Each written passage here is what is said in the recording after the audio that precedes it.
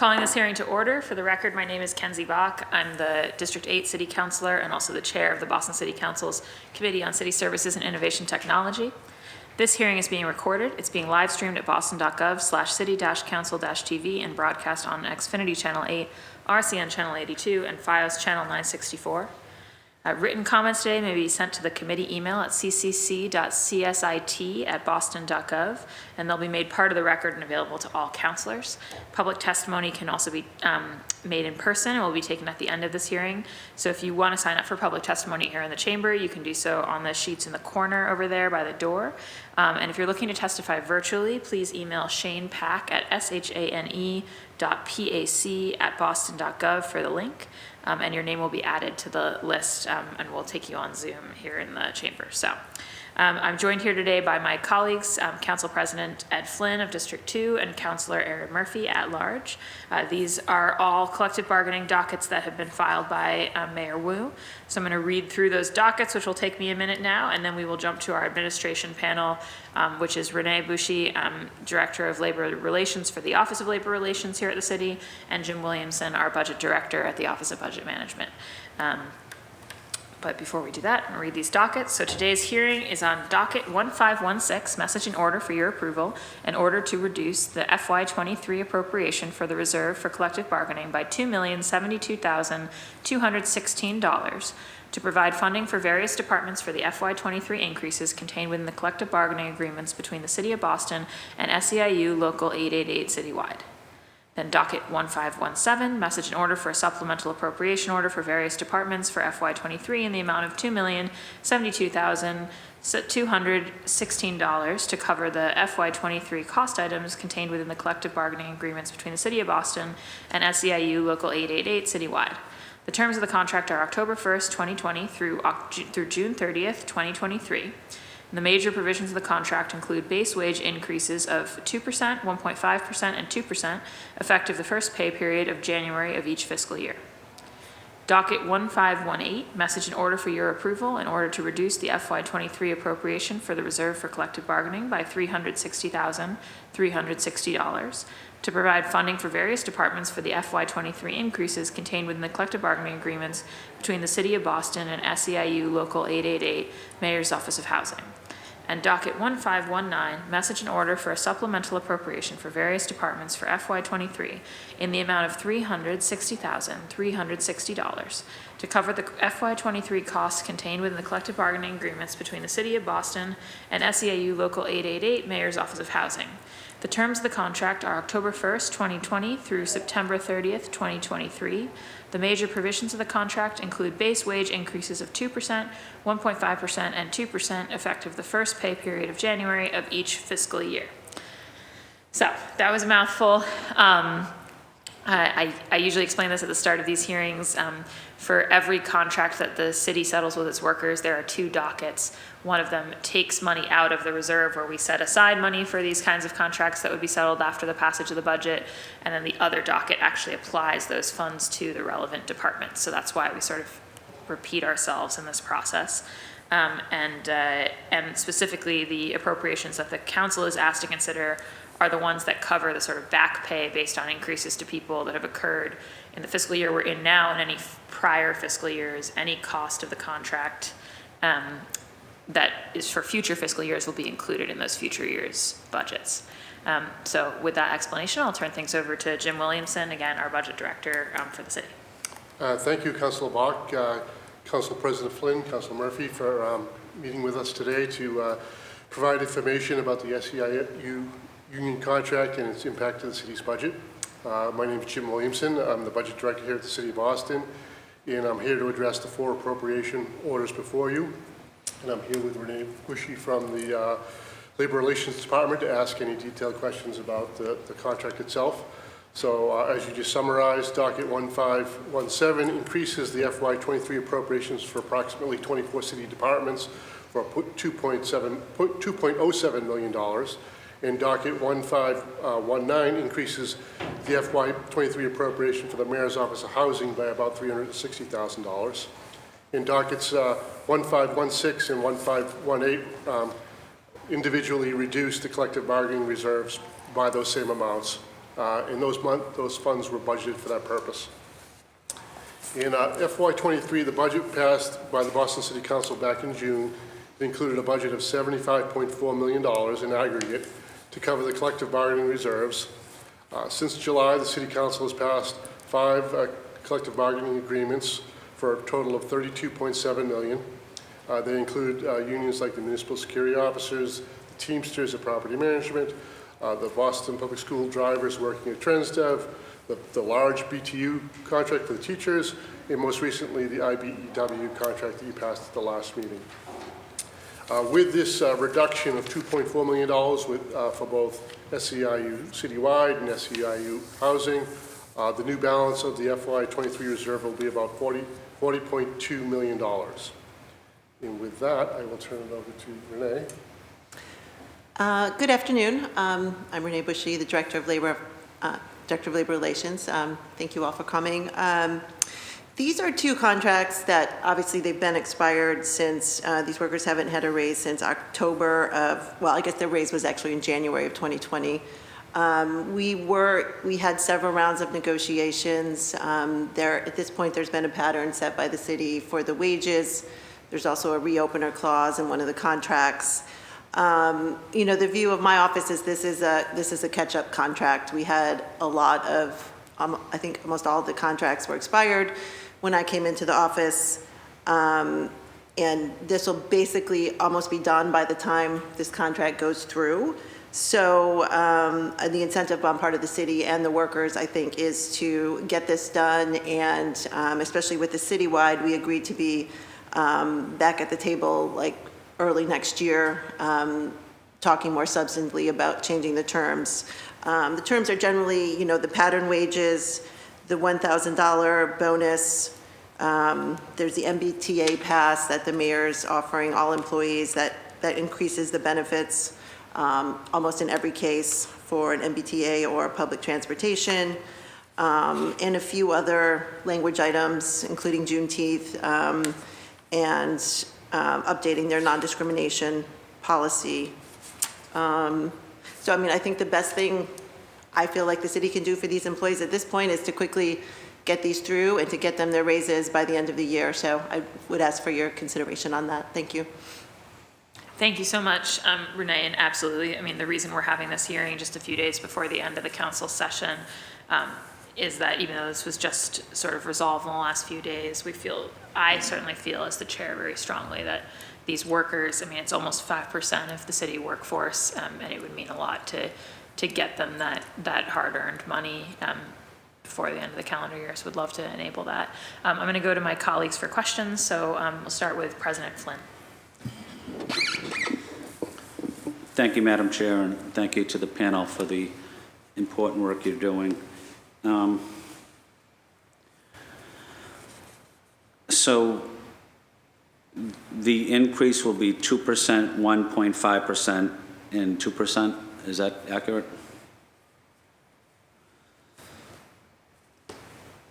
Doesn't seem all that much to me, Jim. Yeah, I think just to echo Renee's, this is sort of the pattern that was established in sort of a catch-up, and I think that the union will be right back at the table for future wage increases. It's not even keeping up with cost of living, really.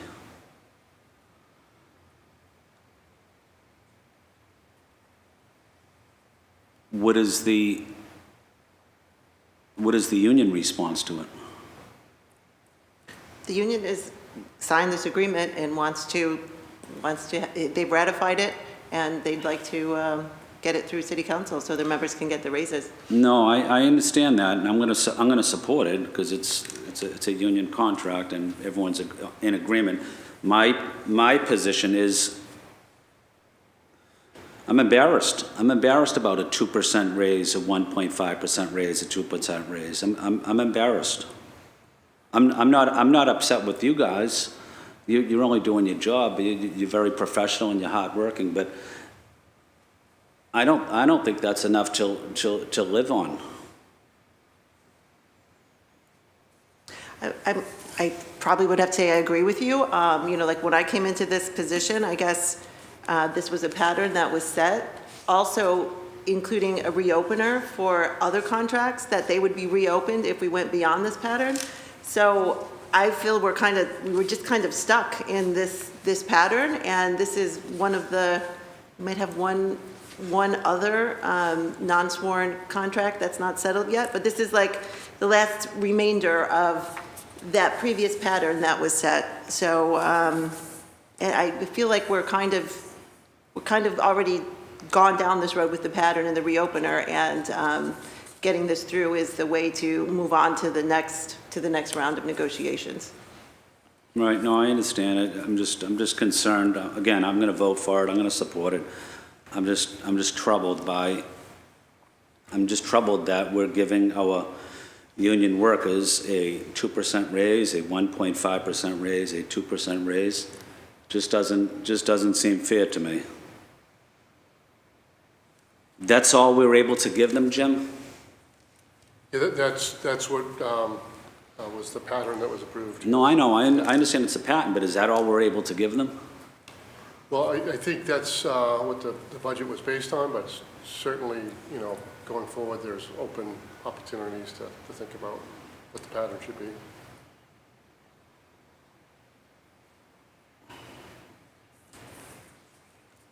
Madam Chair, I'm disappointed. I'm disappointed we're sitting here and we're going to vote on a package that increases the pay of union workers 2%, 1.5%, 2%. I'm going to vote for it. I'm going to support it, but I'm embarrassed about it. Thank you, Madam Chair. Thank you, President Flynn.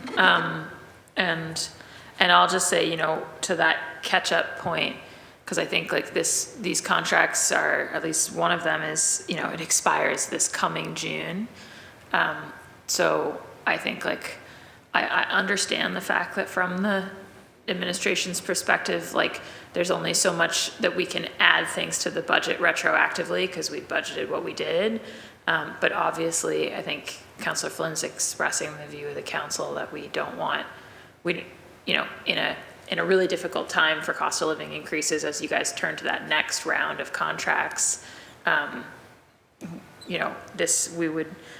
I think there are some arguments for us getting away from this pattern basis anyways, but also if we were setting a pattern that we would want it to be something more generous for our workforce. So yeah, just underscore that. Councilor Erin Murphy? Yes, thank you, Chair. I'm going to echo what my council president said, and I do appreciate, because I've been at each one of these hearings also along with the chair and Council President Flynn, and he always does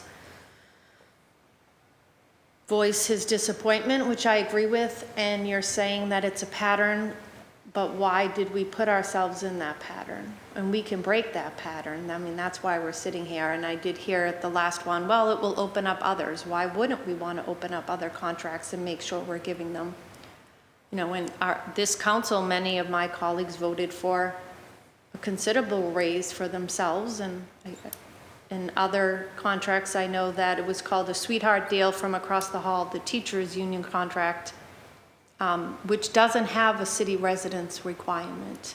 And just walking into work this morning, one of our city employees asked if I had a minute and was asking me if there was housing options for city employees, because he no longer can keep his job working here in City Hall with the cost of living, and his rent is so high. So he was wondering if there is any, rent relief for city employees who are forced to stay in the city at these low increases. And it seems like we've put all these union in a gotcha, like just say yes, but who's to say at the next round we'll give them any more? Like, are we guaranteeing? And it came up at a hearing it came up at the hearing about the police contract that we had. And it was mentioned that all of the contracts needed to be renewed when the mayor was sworn in, and that's common. We know that as a teacher for 24 years, most of my contracts were always retro pay. I was always working on an old contract, waiting for a new one to be approved. So I do wish that we broke this pattern. We are in, we're heading into a scary recession time, but we're not in one yet, and the city is in a space to respect their city workers. And is this coming down from, like, who started this pattern would be my direct question. It's before I was in the Director of Labor Relations office, so. Yeah, I think it would be a collective decision between like the CFO at the time and in labor relations. And are we considering, I mean, Council President Flynn mentioned the cost of living, which I know includes rent, but are we considering housing options and not just, I know the chair is on the housing committee, or what do we call it, the residency commission, and I mean, it breaks my heart when we're approving that residency no longer has to be a requirement, because we can't expect people to afford it. Instead of paying people enough money to stay and get quality Boston residents to take these jobs, we're waiving residency requirements and continuing to not pay enough. So I think that's counterintuitive to what I would want to see the city, making sure that city jobs are going to city residents. And I noticed that BCYF is listed here as one of the SEIU employees for this raise. And we just had a hearing that I sponsored on the facilities of our pools and also the staffing. We know many of our pools were closed last summer due to staffing, not just facility issues. And I know Marta, the commissioner, is working hard with trying to get a contract. I feel like she has hit a wall and thought it was going in a good way, but want to make sure we're supporting her because there's also constraints. So if you could also speak to the BCYF, does that include our lifeguards?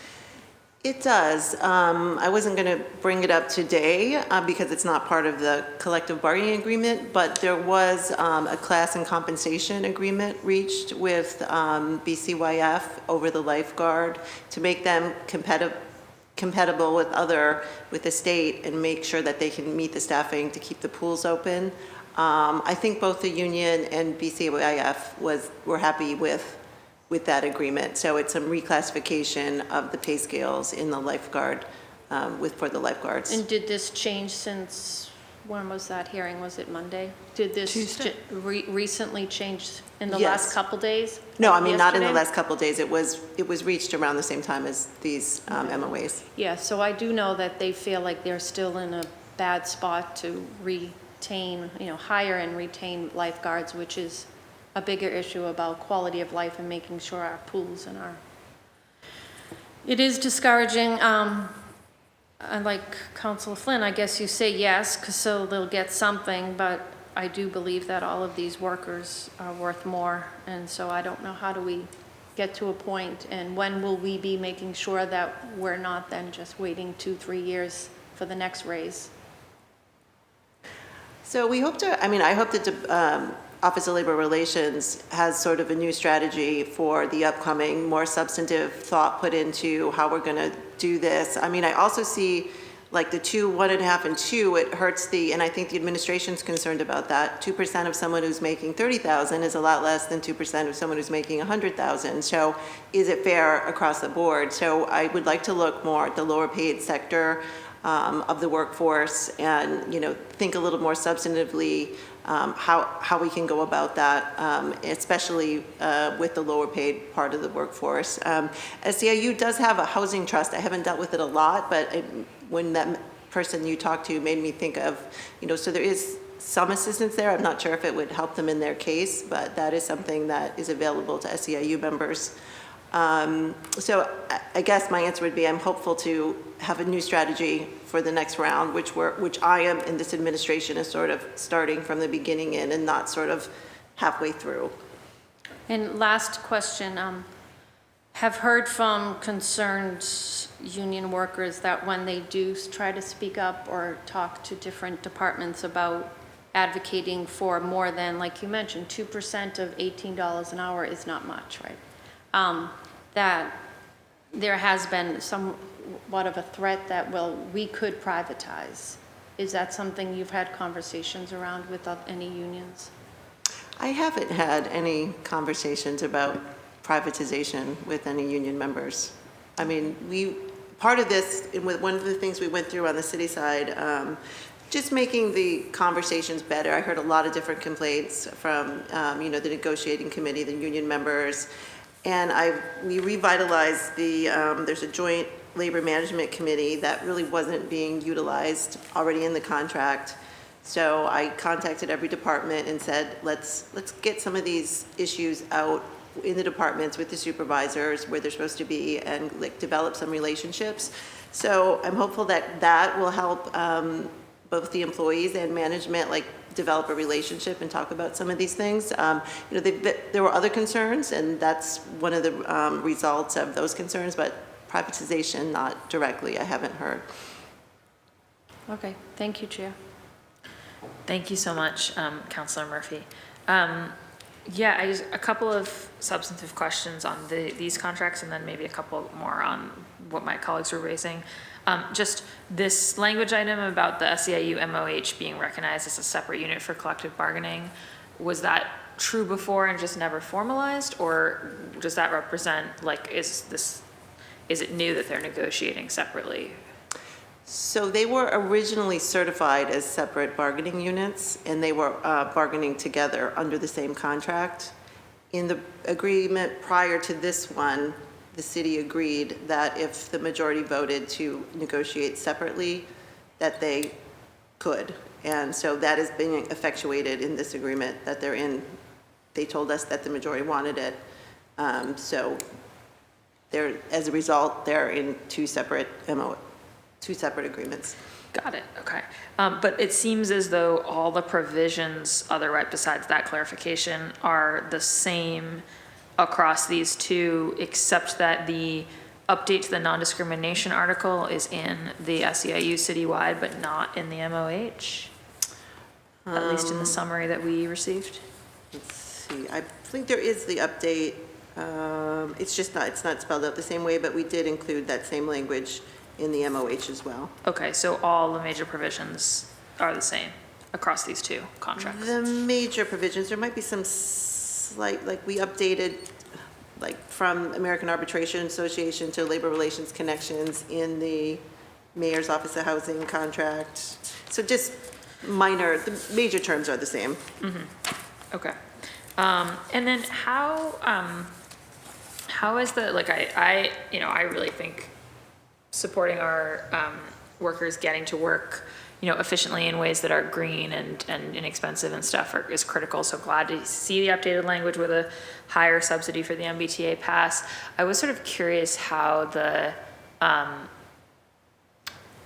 things that have been, that the sort of People's Cabinet have been making available lately in this space interact with contract provisions. So I know that there was mention of a kind of pilot of having a cross-section of city workers have MBTA passes that I think are fully subsidized. And then I know also free blue bikes that are so how does that work? Are union members eligible for those? Was there clarification at some point that you guys had to do so that wouldn't be subject to bargaining, or can you just talk through that a little bit? So if there's a change in benefits offered to the employees, we would notify the unions. Not all the contracts, I'm trying to remember off the top of my head, SEIU did, a couple other the big contracts had the MBTA provision. So they negotiated over a change to that. The other unions were just notified that this is a change in benefits, this is what we'd like to provide. If you'd like to discuss any of the effects with this, they're invited to meet with us about it. Most of them were happy to just accept the benefit. A couple unions had questions about it, but most of the unions said, okay, great, increase or a new benefit. And then I was wondering on behalf of the committee if we could get a list of all the bargaining units for the city and what the expiration date of all the ones under contract are, and then all the units that are still out of contract. I think you alluded to the fact that besides fire and police, there's maybe only one or two civilians that are now, if this is approved by the council on Wednesday, that are still out of contract. Right. Although I think most of BPHC is still out of contract. I don't keep as up to Yeah, date on that that's- group. yeah. So, but if maybe we could also include that wasn't the beach, since BPHC is also covered under the city budget, since we're allocating to them, you know what I mean? Like, So sort of a status of the bargaining units. yeah, all this, Okay. and because I think that I'm very sympathetic to, you know, the idea, you guys came in, like you mentioned, lots of things were out of contract. I will say that, well, I think, you know, right now in this moment of high inflation, the pattern seems really low. It's fair to acknowledge that I think it was set in that moment of COVID economic crisis by a prior administration. And so the sense was, I mean, there was a point, right, where the city was contemplating a 0-0-0 pattern because things had gotten so dire economically. And obviously it didn't land there. But like, I understand the particular moment we were in when that got set. My interest is that we really move to a model where we're both, you know, I would hope able to give city workers greater increases, especially in the sort of economic situation Boston's in right now, to Councilor Murphy's point, but pair that with kind of like more substantive reforms. I think there's like a weird mismatch for the council in that we often talk to departments about like things where there could really be operational improvements if something about the way like a sort of outdated contract provision was written was improved. And often this can be things like the, you know, the system for tracking. I mean, we've dealt with obviously over the last decade a lot of like the system for tracking overtime was invented before the internet and it's like frozen in time in the contract, like that type of stuff where I think everyone benefits from updating it, but until you update it, you're sort of stuck. And so it gives me pause sometimes that with these pattern contracts, both that there isn't really any wiggle room on those percentage numbers, but also that we don't really see as many of those substantive like issues that we kind of hear about being addressed. And it makes sense to me because like, why would you give up anything if you kind of know what you're getting from the beginning? Because you know, you're 2/3 of the way in and everyone else has gotten the pattern, and you know, so to me, like really kind of tying increases to some of those kind of common sense reforms that we've been seeking in departments would really be the direction I would hope that we would go. And I think that doing that, you know, hopefully would also, you know, in the spirit of genuine kind of partnership with our, you know, with our unions of kind of like, hey, we want the department to work better. We want your members to be more satisfied. How are we kind of mutually getting there together? It might feel. I'm with you 100%. I'm with you 100%. I mean, this, when you're just giving a pattern and you're not asking for anything, it's not a, you know, a great procedure.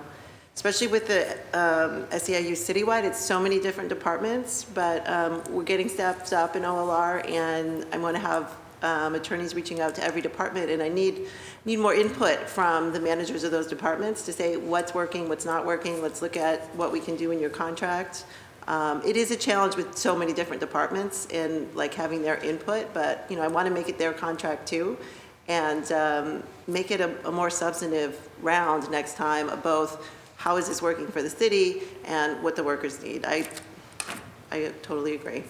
Yeah, and I think and I think the council would love to have that list of kind of where everything is, just because I think we really would love to see you guys start off on that foot in the next round. And it seems like some of them are going to be pretty instantly up. And I know you still have our sworn contracts to work on, but certainly when we did the analysis last year, we saw just a enormous delta over time between our civilian and sworn personnel in the city, not just in the sense of the sworn personnel making more than the civilian personnel, but that the amount more that they are making has increased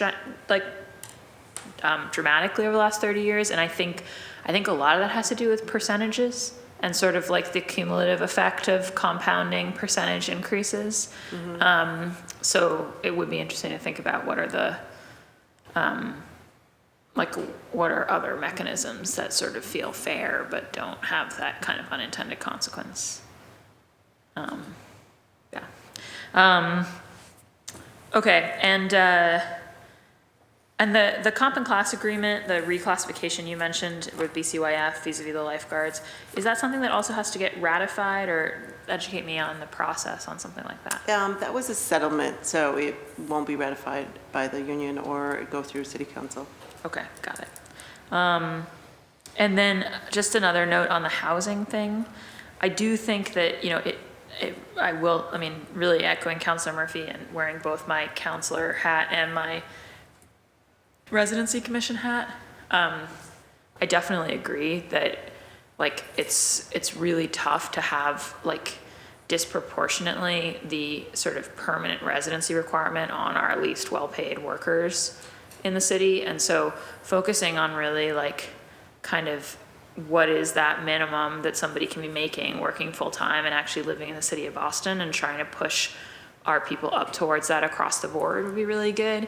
Because I do worry, I think residency remains important. It's kind of, there's sort of a weird flip where, you know, at the time that it was instituted, I think, you know, the concern was about Boston being kind of, you don't want a city where everybody who's like running the city all lives outside of it, and it's sort of not, it breaks that sense of governing like for the people, by the people.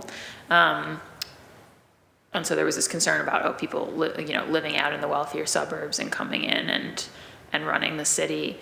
Now I think we're in this like flip dynamic where if you lost residency, a lot of the lower income folks, lower income earners in the city, would be pushed to the same place that people making the same amount of money in them are, which are increasingly suburbs, you know, that are less wealthy around the city of Boston, less expensive. And I don't think that would be good for the city either. But it really kind of feels like we've got our lower income workers between a rock and a hard place. So one thing I think is that it would be good for your department to really collate those housing support opportunities, because it is really varied which of the unions has a housing trust and what their opportunities are for their members. And I think the council would love to better understand like who has those types of supports and who doesn't. To Councilor Murphy's point, it would help us to be able to direct people to them. I also know that we did actually put some money, an ARPA allocation in for Chief Lawrence's cabinet to do something experimental with like emergency housing support to city workers.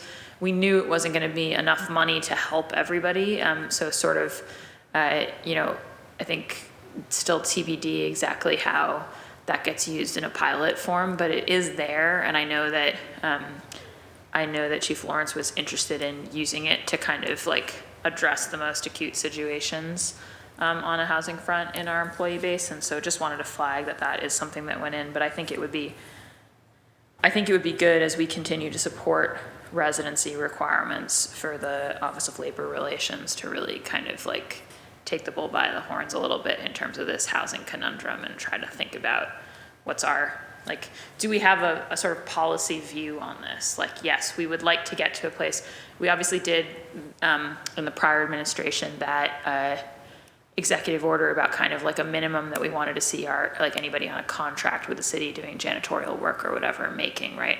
That was sort of a statement of like, yeah, we don't really think it's reasonable if people are making less than this. It'd be interesting to me to think about, could we get somewhere like if you're working full-time for the city of Boston and you're subject to a residency requirement, we think that you should be making at least this much, or you should have access to this kind of benefit, or I don't know, but just because, yeah, it just feels contradictory what we put our workers through sometimes. Yeah, I think those were all of my questions and comments. I'll just check if my colleagues had anything else they wanted to say. Councilor Flynn? Thank you, Madam Chair. I just had one follow-up question. At the beginning of your presentation, you mentioned something about the City of Boston municipal public safety officers. Yeah, they were one of the unions that had come before for a contract appropriation. Yeah. Okay. This still coming up now, though, aren't they? For I think it was a similar contract period, so they'll probably be able to be renewed. Yeah. It's my understanding that's the most diverse city union city employee union in the city in terms of the diversity of the workforce. I know that union, I know the workers do a tremendous job, very professional, hardworking, dedicated. There's not a more diverse union in the city of Boston. I have no further questions. Thank you, Madam Chair. Thank you, Councillor Flynn. Councillor Murphy? No question. Great, thank you. Yeah, and I'll just say, thank you to you guys. I mean, it really is tremendous that with this is 870 more workers. Like I said, about 5% of the city's workforce, 4 to 5%. Just that a really substantial portion of the city workforce is now under contract, having a year ago, none of them been under contract. So, I mean, it's still obviously a pain point for those who are not under contract. And like we just said, you're about to start pushing the rock up the hill again. But I think it makes a big difference to get as many workers as possible under contract. So really appreciate that. And I also want to thank the workers. I mean, the SEIU citywide folks, as you said, are across, more than 20 departments, and they're doing like just about everything anybody does in our city. And we're really grateful to them for just that, that incredible work, and especially work under a lot of pressure in the COVID-19 period. And so I'm glad that for all the limitations of the pattern, I'm glad to see it include this $1,000 kind of one-time bonus for folks, just in recognition of some small recompense for everything that everybody's gone through on behalf of the city of Boston over the last few years. So really grateful for them and their work, and definitely I'll be recommending on Wednesday that this pass, and would appreciate, Jim, anything you can do to make sure that those checks actually go out to people ASAP after we approve it. We'd love to get that money into everybody's pockets. So I think, any final comments from you all? No. Great, all right, and any public testimony? Let me just check. No public testimony. All right, then with that, this hearing of the Boston City Council's Committee on City Services and Innovation Technology is adjourned. Thank you all.